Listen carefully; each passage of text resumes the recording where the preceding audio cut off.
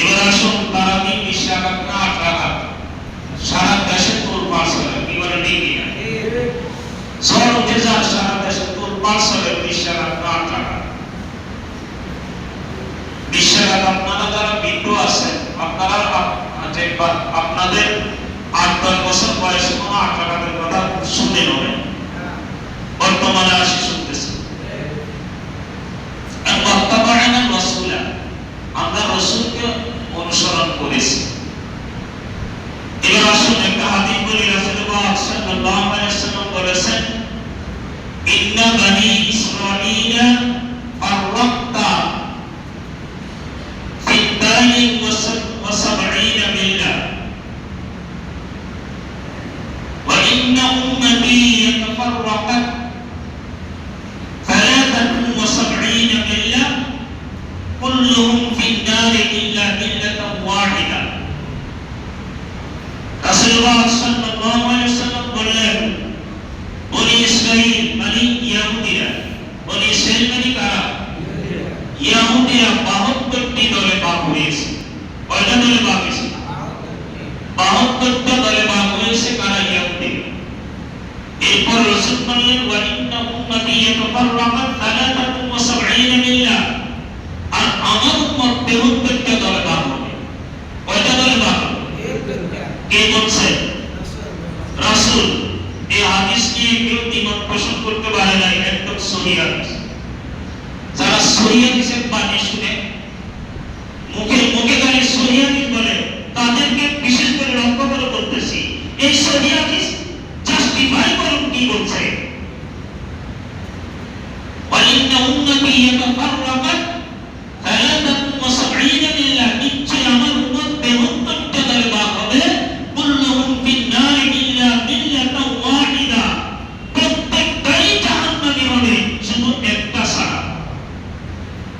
রাসূল বলেছেন প্রত্যেকটাই জাহান্নামী হবে শুধু একটা ছাড়া। ক্বালু মা হিয়া, সাহাবায়ে কেরাম প্রশ্ন করলেন, ইয়া রাসূলুল্লাহ ওই দলটা কোনটা? যেটা আপনি একটা ছাড়া বললেন, ওই একটা দল সেটা কোনটা? ক্বালা মা আনা আলাইহি ওয়া আসহাবি, রাসূল বললেন যেই দলে আমি আছি আমার সাহাবায়ে কেরাম আছে। কে আছে? আমি আছি, আমার সাহাবায়ে কেরাম আছে, ওই দলটাই জান্নাত। সুবহানাল্লাহ। যে দলে আমি আছি আমার সাহাবায়ে কেরাম আছে, ওই দলটাই কি? এবার আহলে হাদিস এই দলের আকীদা হলো সাহাবায়ে কেরাম ভুল করেছেন, নাউজুবিল্লাহ বলেন। সাহাবায়ে কেরাম সত্যের মাপকাঠি নয়, নাউজুবিল্লাহ বলেন। এবার ওয়াত্তাবা'না রাসূল আছে, ওয়াত্তাবা'না রাসূল এদের কথায় আছে, এদের আকীদায় আছে। এখানে যে আয়াত বলল ওয়াত্তাবা'না রাসূল, ইয়া আল্লাহ আপনার রাসূলের অনুগত করেছি, আপনার রাসূলের অনুসরণ করেছি। আর রাসূল বলেছেন মা আনা আলাইহি ওয়া আসহাবি, যারা আমি রাসূল এবং আমার সাহাবায়ে কেরামের মধ্যে আছে, আমি রাসূল এবং আমার সাহাবায়ে কেরামের দলে আছে, তারাই ওই জান্নাতি হবে। আর তারা সাহাবায়ে কেরামের দোষ খুঁজে পায়, তারা বলে সাহাবায়ে কেরাম সত্যের মাপকাঠি নয়, তারা বলে হযরত ওমর ফারুক রাদিয়াল্লাহু তাআলা বেদাত করেছেন, নাউজুবিল্লাহ। তারা কি বিশ্বাস করে ওমর ফারুক রাদিয়াল্লাহু তাআলা বেদাত করেছেন, নাউজুবিল্লাহ। আমি আপনাদেরকে একটা কথা বলি, যে হযরত আবু বকর সিদ্দিক আল্লাহ রাসূলকে দেখছেন কিনা? কি দেখে আমল করেছেন না শুনে আমল করেছেন না হাদিস পড়ে আমল করেছেন?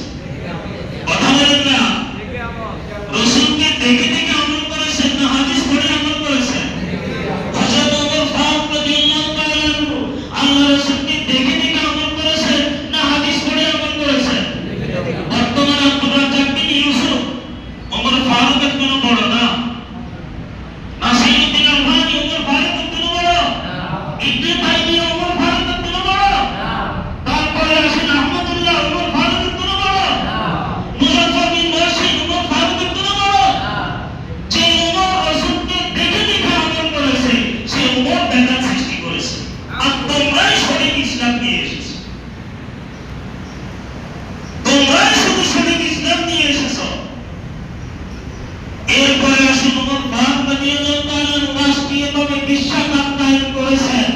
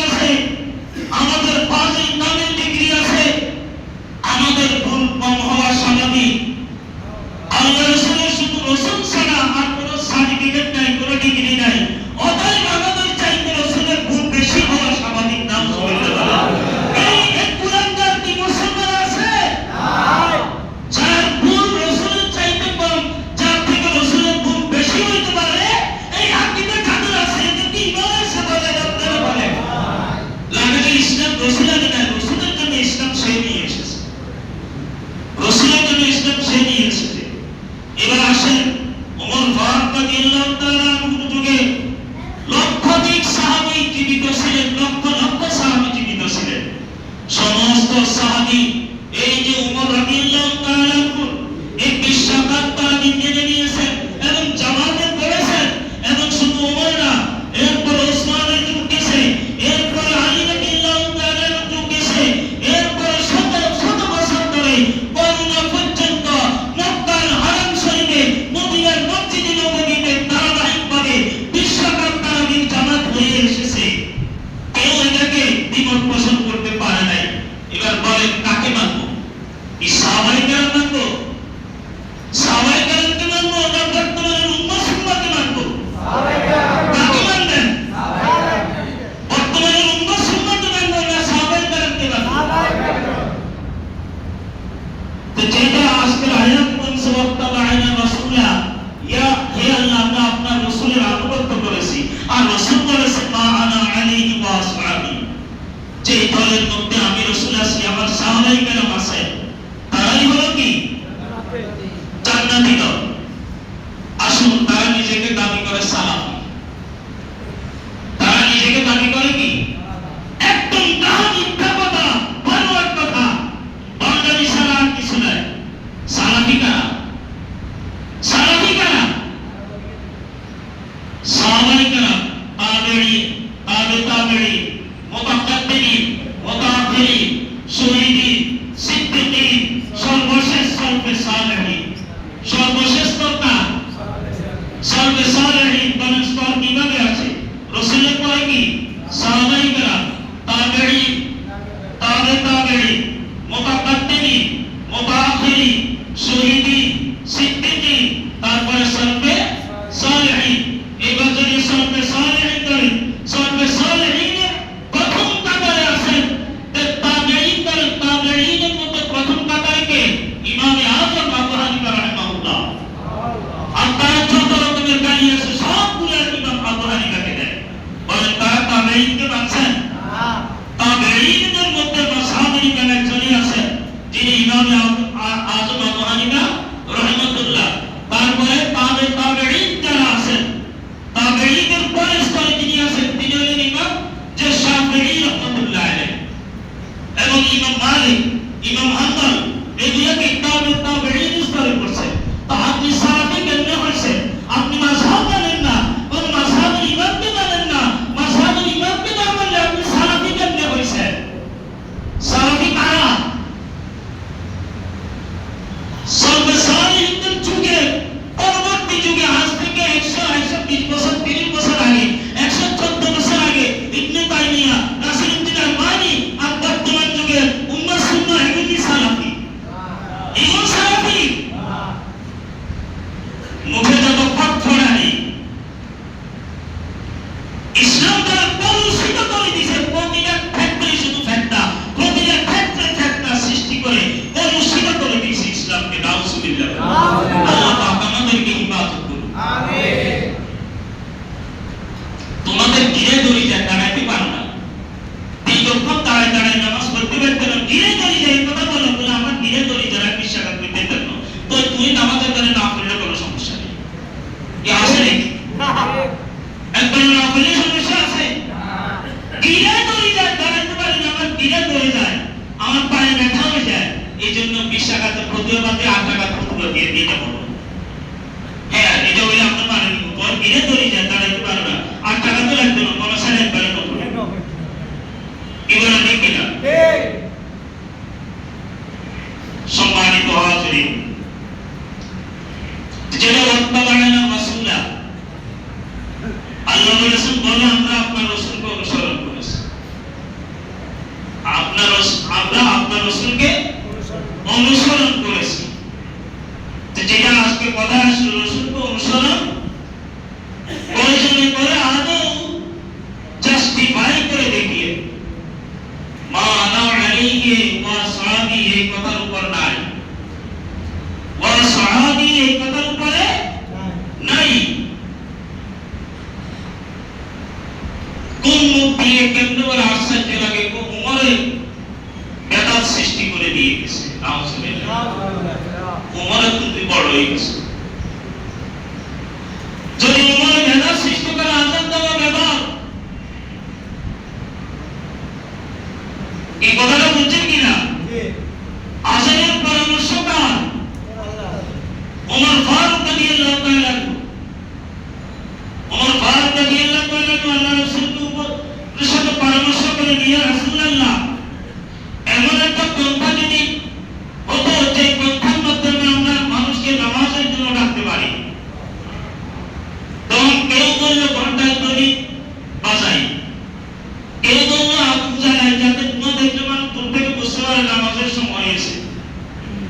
এইভাবে বিভিন্ন জনে বিভিন্ন পরামর্শ দিতে লাগলো। সেই দিন কোন সিদ্ধান্ত গ্রহণ হলো না, সবাই যার যার ঘরে চলে গেলেন। রাত্রিবেলায় যখন সবাই ঘুমাচ্ছে, কয়েকজন সাহাবা স্বপ্ন দেখলেন। ওমর ফারুক রাদিয়াল্লাহু তাআলা স্বপ্ন দেখলেন এই আযানের বাক্যগুলো, সুবহানাল্লাহ, আল্লাহু আকবার, আল্লাহু আকবার, এই আযানের বাক্যগুলো স্বপ্ন দেখলেন। এই বাক্য দ্বারা মানুষকে নামাজের জন্য ডাকা হচ্ছে। ওমর ফারুক রাদিয়াল্লাহু তাআলা ঘুম থেকে উঠে দূরে গিয়ে রাসূলের দরবারে গেলেন, ইয়া রাসূলুল্লাহ, আমি তো এইভাবে স্বপ্ন দেখছি। কিছুক্ষণ পর আরেকজন সাহাবী এসে বলে, ইয়া রাসূলুল্লাহ, আমি তো এইভাবে স্বপ্ন দেখছি। দেখা গেল একই হয়ে গেছে। কয়েকজন সাহাবী স্বপ্ন দেখলেন। তাহলে আযানের নামাজের জন্য আযান করার আযানের পরামর্শ কার? বলেন না, পরামর্শ কার? ওমর ফারুক রাদিয়াল্লাহু তাআলা। তাহলে সেটা কি বেদাত হয়ে গেছে? এরপরে আসুন, মদ হারাম করার জন্য প্রথম পরামর্শ, এখন আয়াত নাযিল হয় নাই, রাসূল কিছু বলেন নাই, মদ হারাম করার জন্য পরামর্শ কার? ওমর ফারুক রাদিয়াল্লাহু তাআলা। মদ হারাম করার পরামর্শ কার? ওমর ফারুক রাদিয়াল্লাহু তাআলা। ওমর ফারুক রাদিয়াল্লাহু তাআলা আল্লাহর রাসূলকে বলতেছেন, ইয়া রাসূলুল্লাহ, মদ যদি হারাম করা হতো, মদ যদি নিষেধ করা হতো, আমাদের জন্য কল্যাণ হতো। আল্লাহ রাসূল কিছু বলতেছেন না, চুপ করে আছেন। ওই বৈঠকে থাকতেই ওমর এখন রাসূলের দরবার থেকে ওঠেন নাই, ওই বৈঠকে থাকতেই আল্লাহ পাক আয়াত নাযিল করে দিলেন, সুবহানাল্লাহ, মদ নিষিদ্ধের আয়াত নাযিল করে দিলেন। তাহলে ওমরের পরামর্শ যে আল্লাহ গ্রহণ করে, তিনি সেই উম্মত। আর কেউ উম্মতের বেদাত সৃষ্টি করে দিয়েছে। আলহামদুলিল্লাহ। যে উম্মত সম্পর্কে আল্লাহ রাসূল বলেছেন, আমার পরে দুনিয়াতে যদি আর কোন নবী আসতো, তাহলে সেটা উম্মতই নবী হয়ে আসতো, সুবহানাল্লাহ। আরো জানবেন উম্মত সম্পর্কে, রাসূলের মাধ্যমে উম্মত খতম করে দিয়েছেন। উমরের মর্যাদা মর্তবা সাহাবায়ে কেরামকে বুঝাইতে গিয়ে আল্লাহ রাসূল বলেছেন, আমার পরে যদি পৃথিবীতে দ্বিতীয় কোন নবী যদি আসতো, তাহলে সেটা উমরই নবী হয়ে আসতো, সুবহানাল্লাহ। সেই উমর নাকি বেদাত সৃষ্টি করে দিয়ে গেছে। উমরের ফয়সালা মানতে রাজি না, উমরের ফয়সালা মানতে অথচ সমস্ত সাহাবায়ে কেরাম, তাবেঈন, তাবেঈন যুগ যুগ ধরে যে অর্থমতি শুধু করোনায় আসি মক্কা মদিনায় তারাবিহ কমাই ফেলছে। মক্কা মদিনায় এই যে করোনার সময় কমাইছে, এটা আবার দ্বিতীয়বার ঠিক করা হয়নি, এখনো 10 রাকাত হয়। হারাম শরীফে মসজিদে নববীতে এই বছর তারাবিহ কত রাকাত হচ্ছে? 10 রাকাত। তো 8 রাকাতের হুকুম কোথায় গেছে? আমার কথা হলো, সেখানে 10 রাকাত তোমরা যে শরীয়তি গুলো 8 রাকাত বলো, 8 রাকাতের হাদিস মসজিদে নববীতে নাই কেন? মক্কার হারাম শরীফে নাই কেন? সম্মানিত হাজিরিন, এইভাবে ইসলামকে নিয়ে, দিনকে নিয়ে চক্রান্ত চলতেছে। মনে রাখবেন, আজাদি সংগঠিত হয়েছে 1914 সালে। কত সালে? 1914 সালে সংগঠিত এই আজাদি। এর আগে অস্তিত্ব ছিল না, এর আগে এটা অস্তিত্ব ছিল না। তাহলে 73টা দলের একটা দল 1914 সালে সৃষ্টি হয়েছে। আর আমাদের রাসূল পর্যন্ত সনদ আছে, রাসূল পর্যন্ত সনদ আছে। আমাদের পীরের তরিকায় যান, রাসূল পর্যন্ত সনদ আছে। আমাদের মাযহাবের মধ্যে যান, রাসূল পর্যন্ত সনদ আছে। তোমার সনদ কই? আমাদের ইমাম, আমাদের মাযহাবের ইমামকে ইমামে আবু হানিফার উস্তাদ 4 জন সাহাবী, কয়জন সাহাবী?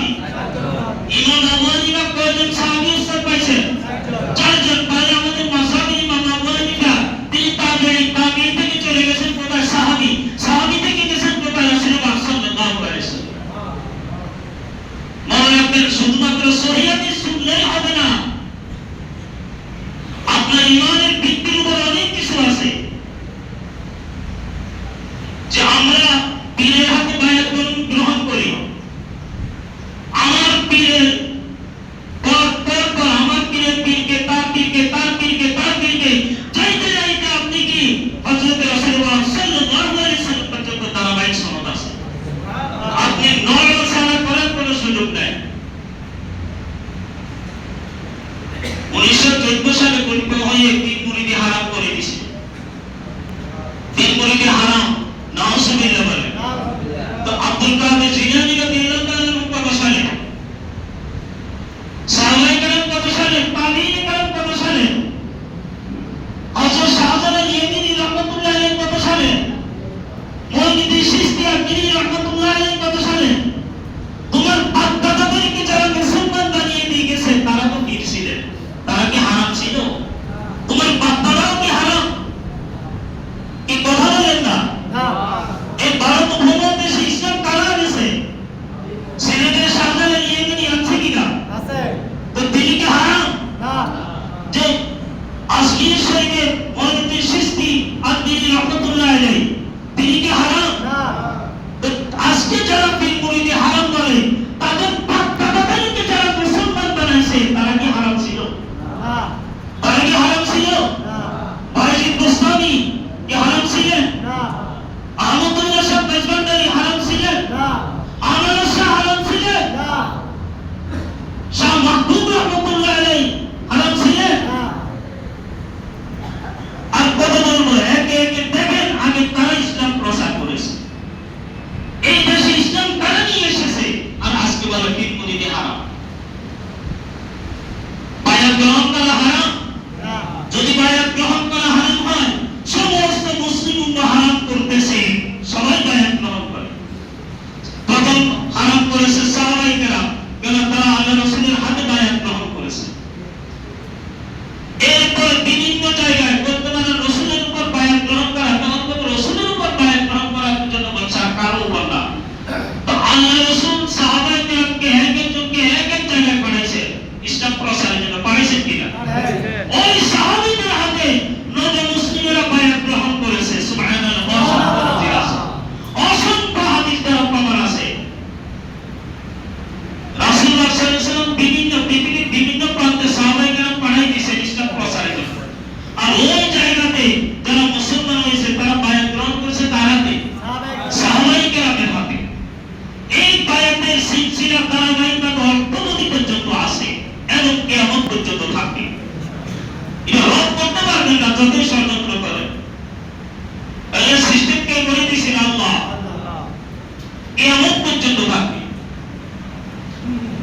সম্মানিত হাজিরিন, এই দেশে শুধু ইসলাম প্রচার না, যত মাদ্রাসা আছে মাদ্রাসাগুলো কারা প্রতিষ্ঠা করছে? আল্লাহর ওলিদের মাদ্রাসা দখল করে রাজনীতি করে, আল্লাহর ওলিদের মাদ্রাসা দখল করে নেতাগিরি করে, আর পীর মুরিদি হারাম করে। ওলিগিরি, পীরগিরি, শিরক, নাউজুবিল্লাহ। নেসারিয়া আলিয়া কার প্রতিষ্ঠিত বলেন? শাসিরাত কি আউজাফর সালেহ রহমাতুল্লাহ আলাইহি এবং কি তার সহযোগী ছিলেন কি মুফতি মুজাফফর রহমাতুল্লাহ আলাইহি। বাইতুল কার প্রতিষ্ঠিত? হযরত আব্দুল শাহ রহমাতুল্লাহ আলাইহি। সুবহানিয়া কার প্রতিষ্ঠিত? এবারে প্রত্যেকটা আলিয়া মাদ্রাসা দেখেন সবগুলো আল্লাহর ওলিরা প্রতিষ্ঠা করেছে। ইতিহাস থেকে খবর নিয়ে দেখেন জামিয়া আহমদিয়া কার প্রতিষ্ঠিত? কওমি বলেন, সরকারি বলেন, সব মাদ্রাসাগুলো আল্লাহর ওলিরা প্রতিষ্ঠিত করে গেছে। আর সেই ওলিদের মাদ্রাসা দখল করে রাজনীতি করে, নেতাগিরি করে, আর ফতোয়া দেয় ওলি শিরক, নাউজুবিল্লাহ। এর ওয়াত্তাবা'না রাসূলা আছে, ওয়াত্তাবা'না রাসূলা, এটা যেমন তেমন কথা না, বাক্য নিশ্চয় বলে কয়েকদিন লাগবে এটা পুরো বাক্য বুঝাই দিবে। আমরা আপনার রাসূলের আনুগত্য করেছি, কি আনুগত্য করেছি, এটা মানে এটা না একটা হাদিস মানি আর একটা হাদিস মানি, আমার জন্য যেটা সুবিধা হয় এটা মানি, আর যেটা সুবিধা হয় না এটা মানি। সম্মানিত হাজিরিন, আয়েশা সিদ্দিকা রাদিয়াল্লাহু বলেন তারা যেটা দেয় এটা হলো তাহাজ্জুদের হাদিস। কিসের হাদিস? তাহাজ্জুদের হাদিস। তাহাজ্জুদ রাকাত 8 রাকাত, বিতির নামাজ 3 রাকাত, মোট কত রাকাত হইছে? এরপর আসুন যে আয়েশা সিদ্দিকা পরের খবর জানে না বাইরের খবর জানে? পরের খবর জানে না বাইরের খবর জানে? তিনি মহিলা, তার কাছে খবর থাকবে কোথায়? ঘরের খবর, বাইরের খবর নয়। বাইরের খবর জেনেছেন সাহাবায়ে কেরাম, উমর ফারুক, ওসমান হায়দার, আলী রাদিয়াল্লাহু তাআলা আনহু, ওসমান বিন নুরাইন, আবু বকর, সাহাবায়ে কেরাম বাইরের খবর জানতেন। আয়েশা সিদ্দিকা জানতেন কোথায় খবর? ঘরের খবর। তারা মসজিদে জামাতেও আসে নাই, উম্মুল মুমিনিন মসজিদে জামাতে আসে নাই, জামাতে তারা নামাজ পড়ে নাই। তারা জানতেন ঘরের খবর। আর সাহাবায়ে কেরাম জানতেন কোথাকার খবর? বাইরের খবর। এটা আসুন তারাবির নামাজ 20 রাকাত বেদাত হলে পুরো এক মাস জামাতে পড়া বেদাত। পুরো এক মাস জামাতে পড়া কি বেদাত? তারাবির নামাজের মাধ্যমে কোরআন খতম করা না। আপনি রাসূলের ইতিহাসে একটা হাদিসে পাবেন না রাসূল 30 দিন জামাতে নামাজ পড়েছেন। রাসূলের হাদিসে প্রমাণ পাওয়া যায় একদিন পড়েছেন। সর্বোচ্চ প্রমাণ পাওয়া যায় রাসূল জামাতে মাত্র 3 দিন পড়েছেন। কয়দিন? আমরা কয়দিন পড়ি? কয়দিন? 30 দিন। তাহলে 3 দিন জামাত করেন আর জামাতের দরকার নাই, এটা বেদাত। আর রাসূল যে তারাবির নামাজের মাধ্যমে কোরআন খতম করেন নাই, এখন আমরা কোরআন খতম করি, এটাও বাদ দেন, এটাও বেদাত। বেদাত যখন বাদ দিবেন সবগুলো বাদ দেন। কি কথাটা ঠিক কিনা? না, যেটা নিজের দরকার এটা করবো, যেটা নিজের মতের বিপরীত সেটা বাদ দিব।